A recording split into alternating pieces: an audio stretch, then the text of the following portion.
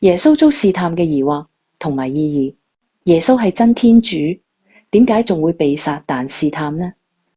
因為佢既係神，降生後又係真人，佢攞咗人性，所以會肚餓、累、痛。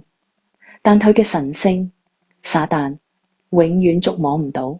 耶穌受試探，唔係因為佢軟弱，而係為咗代替全人類打勝仗。第一次試探，石頭變麵包。耶穌話：人生活唔止靠餅，仲靠天主口中所發嘅一切話。第二次試探，萬國榮華嘅誘惑。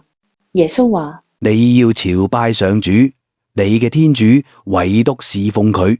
第三次試探，聖殿頂，要耶穌跳落聖殿頂。耶穌話：不可試探上主，你嘅天主。